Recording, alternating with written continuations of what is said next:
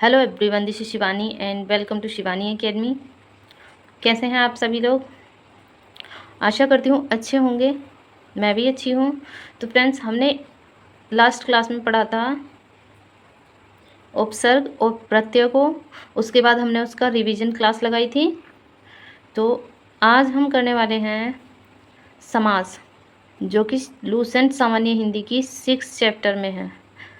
तो देखते हैं समास का अर्थ क्या होता है। समास का जो मतलब होता है वो होता है संक्षिप्तीकरण। समास कहते हैं किसको? संक्षिप्त करने को। तो देखिए, इसकी परिभाषा जान लेते हैं पहले तो। दो अथवा दो शब्दों के मेल से बने सार्थक शब्द को समास कहते हैं। जैसे नीलकमल, चौराहा, प्रतिदिन आदि। सभी में दो दो शब्द जुड़े हुए हैं और इनका कोई ना कोई अर्थ निकल रहा है। ऐसा नहीं है बिना अर्थ के ऐसे ही कुछ भी उठा के रख दिया।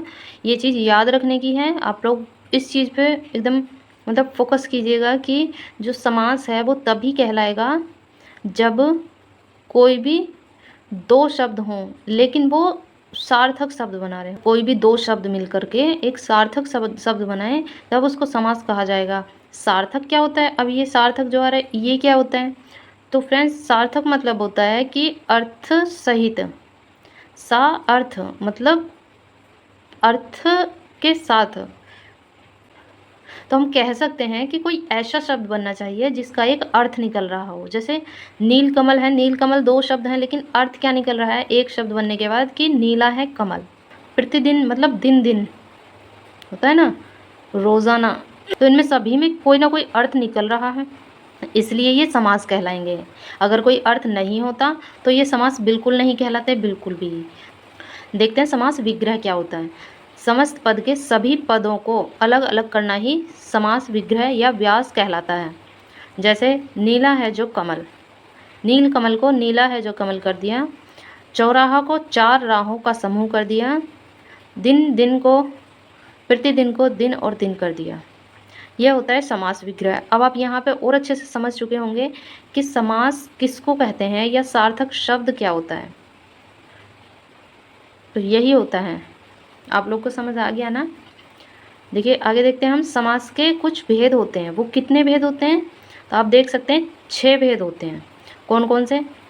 अव्ययी भाव समास, तत्पुरुष समास, कर्मधारय समास और द्विगु समास, द्वंद्व समास, बहुव्रीहि समास। तो ये 6 भेद होते हैं समास के। अब हम देख लेते हैं समास जो ये भेद हैं वो पदों की प्रधानता के आधार पर, मतलब जो ये जैसे हम देख सकते हैं समास का जो पद होता है मतलब दो शब्दों से मिलकर बना होता है समास। तो जो समास का एक शब्द और एक शब्द दोनों शब्द दो पद कहलाते हैं। तो पदों की प्रधानता के आधार पर जो है वो समास को 4 भागों में बांटा गया है। और 4 भाग कौन कौन से हैं देखते हैं। पूर्व पद प्रधान यानी कि अव्ययी भाव, जिसमें पूर्व का पद प्रधान होता है वो है अव्ययी भाव समास कहलाता है। नेक्स्ट है उत्तर पद प्रधान यानी कि तत्पुरुष, कर्मधारय और द्विगु समास।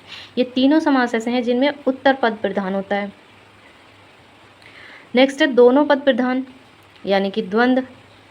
दोनों पद प्रधान होते हैं द्वंद्व, जैसे माता पिता, भाई बहन, दिन रात। इस तरह से दोनों ही पद प्रधान होते हैं इसमें द्वंद्व में। नेक्स्ट है और लास्ट दोनों पद अप्रधान, मतलब किसी तीसरे पद की ही प्रधानता होती है, तीसरे अर्थ की ही प्रधानता होती है, वह बहुव्रीहि समास है। दोनों पद अप्रधान होते हैं, मतलब इसमें कोई पद प्रधान नहीं होता है। इनफैक्ट इसमें जो अर्थ निकलता है वह प्रधान होता है। तो ये थे 6 समास के भेद और ये हैं पदों की प्रधानता पर उन 6 के 6 समास को बांटा गया था 4 भागों में। तो आगे हम ये जो समास हैं सभी 6 समास, 6 के 6 समास को हम पढ़ने वाले हैं डिटेल में। आज की क्लास में सिर्फ इतना ही।